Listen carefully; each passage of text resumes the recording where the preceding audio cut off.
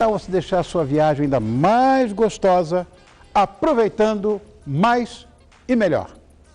Pois é, e para curtir ao máximo, não basta apenas que o dia esteja ensolarado, certo? Tem que estar com din-din no bolso e planejar direitinho para evitar aquelas surpresas desagradáveis.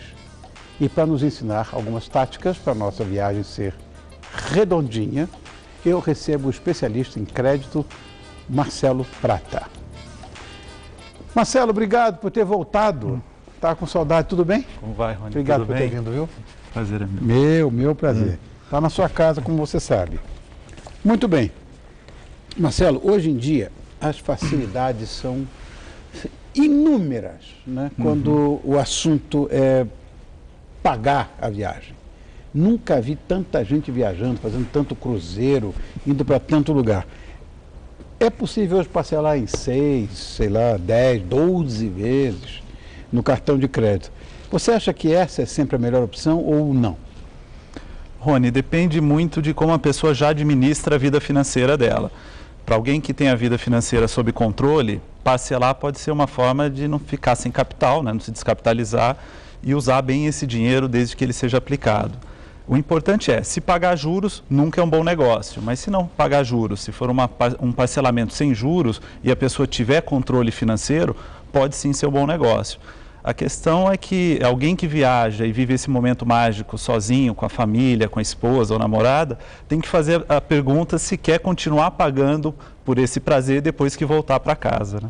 Claro. Agora, mas nem sempre planejar é uma coisa muito fácil, você sabe disso. Que aspectos financeiros você acha que são os mais importantes para serem considerados?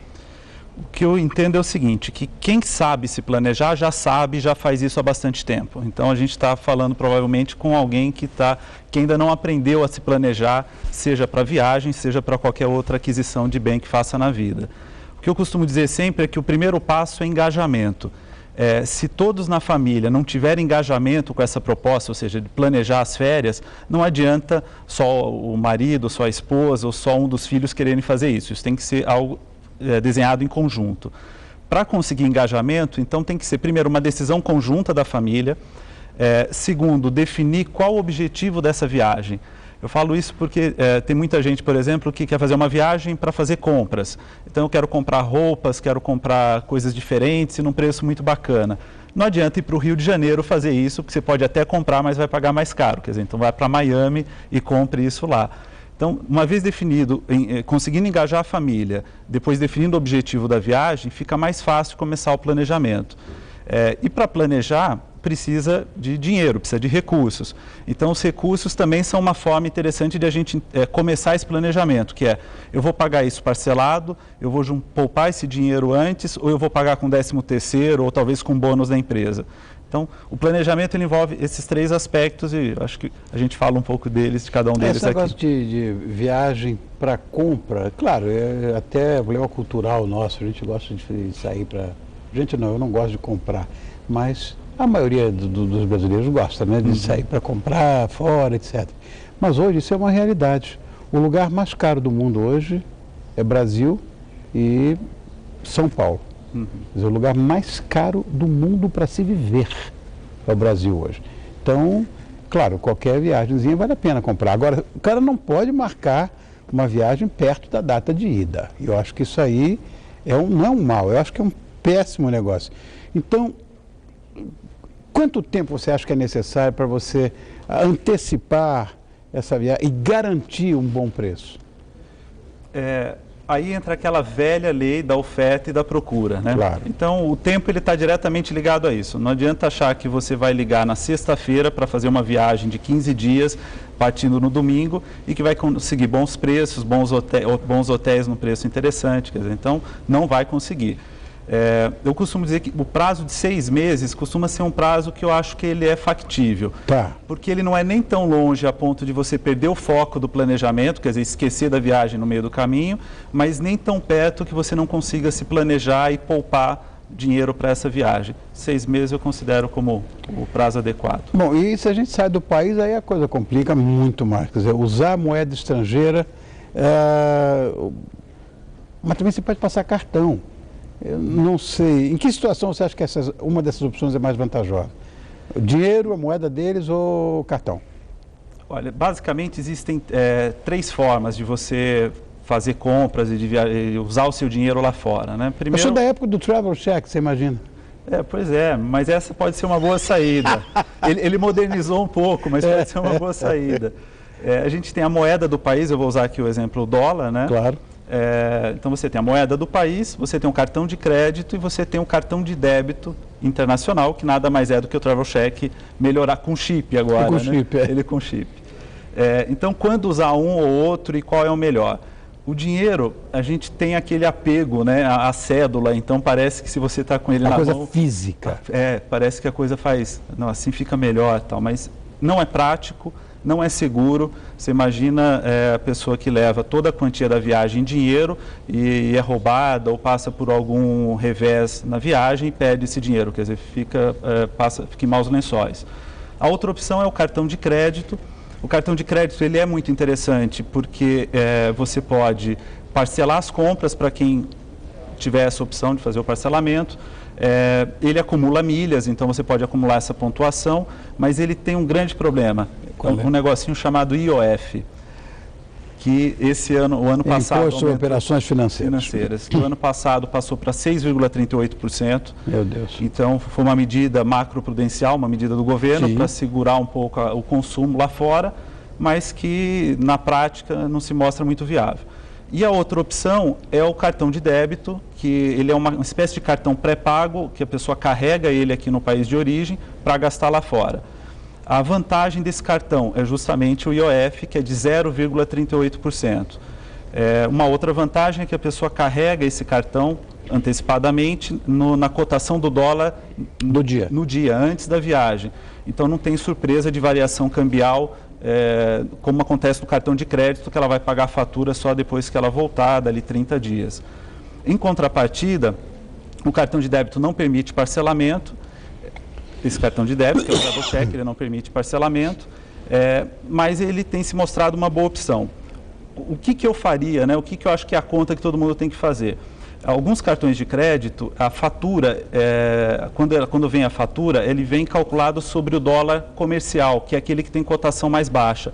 Isso é interessante, porque no cartão de débito, em geral, a cobrança é no dólar turismo. Então, a diferença do turismo para o comercial, se for maior do que 6,38%, compensa... Está pago o IOF. Está pago o IOF. Agora, se for abaixo, aí compensa usar o cartão de débito internacional. Bom, muitas vezes as férias não são sinônimo de viagem. Eu, por exemplo, não gosto de viajar, então férias para mim é ficar na minha casa. Mas de planejamento de alguma coisa importante, não é que necessariamente seja viagem. Nessa época do ano a gente vê muito imóvel à venda em locais assim como praias ou interior, enfim. Como é que a gente pode saber se é um bom negócio isso? Se a pessoa que está saindo de férias não for um investidor muito experiente e muito habituado a comprar imóveis, a minha recomendação é não compre nesse período. Pelo menos não durante as férias. Não, de jeito nenhum, Marcelo, não pode fazer isso. Pois é. É que é um momento mágico, né? Claro, é um impulso. Está lá com a família, aí de repente você se vê livre do estresse do dia a dia, você se vê livre do trânsito das grandes cidades, e aí fica parecendo que essa é a vida que eu pedi a Deus, né? Então é muito comum que aí você se empolgue e comece a olhar casas, apartamentos, e tem uma outra coisa que gera uma distorção, que é o valor do imóvel. Então, às vezes a pessoa mora numa grande cidade, num apartamento minúsculo, que custa, por exemplo, 600 mil reais. Aí ele vai para uma cidadezinha dessas de interior ou mesmo para a praia e vê uma mansão, a maior casa da cidade, sendo vendida por 300 mil. E aí fala, poxa, que bom negócio eu vou fazer, né? O fato é que nesse período, o vendedor sabe disso, ele sabe que as cidades vão estar mais cheias, ele sabe dessa tendência de quem está lá presente. Então, no mercado imobiliário, a gente usa muito quer dizer, o fator emocional, como em tudo, conta muito. Então, não quer dizer que você não possa olhar, visitar imóveis, até escolher escola para os filhos. pode fazer isso, mas não tome nenhuma decisão importante nesse momento. Volta para casa, na semana seguinte, aí você revisita a ideia. E se a ideia persistir, aí a dica sempre é, fala com quem é da região, vai num final de semana que não seja alta temporada para poder visitar outros imóveis, para daí sim tomar uma decisão acertada, ou então você vai perceber que ficou livre de um grande problema, né? Se for praia, por exemplo, vai no inverno, ou então numa estação chuvosa, uma coisa medonha com lama, ruim, aquela coisa. Essa é uma boa ocasião para comprar uma casa de praia. Se for para montanha, vai no verão, que chove para burro, é uma coisa pavorosa. Eu acho que tem que ser assim, né? Então você, como bom investidor, sabe disso. Não, na contramão. Mas a pessoa, o brasileiro comum, né, que só tem um imóvel, que está pensando em mudar de vida, é esse o raciocínio do investidor, tem que usar esse raciocínio mesmo. Agora, é claro que às vezes a gente não tem tempo para planejar como a gente queria, com antecedência, e acaba deixando tudo para a última hora. Isso também faz parte da cultura do brasileiro. O que a gente vai fazer numa hora dessa? Uma hora dessa é assumir o prejuízo, né? Então você vai ter um prejuízo, não vai pagar tão barato quanto pagaria planejando com mais antecedência. E tentar minimizar esse prejuízo. Então, hoje, felizmente, existem na internet vários sites de comparação de hotéis, de passagens aéreas. Então, use esses sites, entra lá, pesquisa, você consegue ter muito mais opções e, principalmente, o que, na minha opinião, tem muito valor quando eu acesso e uso esses sites, são os comentários de quem já ficou hospedado em hotéis. Então, às vezes, você vai a primeira vez para um local, acha um hotel num preço interessante, mas aí vai descobrir que o chuveiro não esquenta pela manhã, que aquela vista maravilhosa, você vai enxergar um varal de roupas no fundo do quarto. Então, use esses sites para pesquisar. Lá no canal do Crédito, a gente tem um mantra que é pesquisar, pesquisar e pesquisar. Isso Correto. Vale não só para quem está tentando minimizar o prejuízo, mas quem está fazendo qualquer aquisição, né? Seguramente. Bom, é lógico também que existem, né, os gastos extras com compras, com alimentação, com aqueles passeios, com os imprevistos, você já tocou nessas. Claro, quanto a gente deve guardar, poupar para isso, já fazendo conta de que essas coisas de fato vão acontecer? Percentualmente, naturalmente, né? Até porque a gente tem uma realidade, cada família, né, tem um objetivo, um padrão de vida. E aí entra muito o objetivo da viagem. Quem vai fazer um roteiro gastronômico, uma viagem que o objetivo é o roteiro gastronômico, você sabe que vai ter esses custos e vai gastar para comer bem. Mas se não é esse o objetivo, e isso, por incrível que pareça, acaba sendo um custo muito alto nas viagens, é justamente as refeições fora de casa. Às vezes as pessoas esquecem disso, elas reservam um hotel, reservam a passagem aérea, mas esquecem que vão ter que comer e que esse custo, num lugar de alta temporada, num lugar turístico, acaba sendo maior. Então, o primeiro passo é faz a conta de quantas refeições você vai comer fora de casa. Isso pode ajudar a tomar uma decisão que ou optar por um pacote turístico onde todos os custos estão inclusos, até custo de bar na beira da piscina está incluso. Isso é importante, isso eu acho legal. Ou então meia pensão. Pensão inteira, meia pensão. Pensão completa, enfim. Porque esse é um custo que normalmente não entra na conta, e tem que entrar. Além disso, uma coisa que pode ajudar a não ter nenhuma surpresa é estipular um valor diário para se gastar. Então, isso é legal fazer não só para a família, né? Para os filhos também. Então, divide lá, fala, olha, a gente vai poder gastar hipoteticamente R$200 por dia, então é 100 para cada um de vocês e pronto, é isso que pode ser gasto. Além de tudo, ajuda a incutir nos meninos, nos filhos. Claro, a diária faz com que ele vá comer um sanduíche ali na esquina e guarde o resto. Ele aprende a tomar decisão, ele aprende que a vida é feita de escolhas, e ele vai ter que escolher o que ele quer. Claro. Né? E para os imprevistos, por exemplo, alguém que vai viajar de carro, vai com o seu próprio carro, cuida do seguro, porque esses imprevistos acontecem. Ter o plano de saúde em dia também é uma vantagem para não se passar nenhum aperto numa cidade que você desconhece. Né? Para a gente arrematar essa história, como a gente pode conciliar férias com educação financeira? Eu acho que você tocou no ponto quando falou que as férias têm que ser encaradas como um bem, né? E é isso mesmo, assim, não dá para considerar férias como um passeio eventual. Considera ele como um bem, assim como um carro. E, obviamente, ele tem os opcionais, assim como um carro, né? Então, você vai querer um hotel bacana, uma cidade que desconhece, enfim. Então, tudo isso são os opcionais que entram no pacote.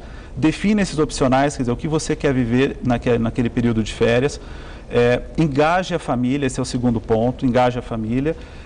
E aí começa a se preparar financeiramente para isso. Como é que se faz isso? O que eu costumo sugerir para quem tem dificuldade financeira de se organizar, abre uma caderneta de poupança e combina com a família quanto cada um vai depositar lá. As crianças podem participar também, pega um pedacinho da mesada dele lá para ele se sentir participando, porque as férias elas não começam quando você chega no destino, ela começa no planejamento, todo mundo passa a curtir muito antes. Claro. Marcelo, obrigado mais uma vez. Esse é o economista Marcelo Prata, já nosso parceiro, que hoje veio falar em como você pode conciliar férias com educação financeira. Obrigado.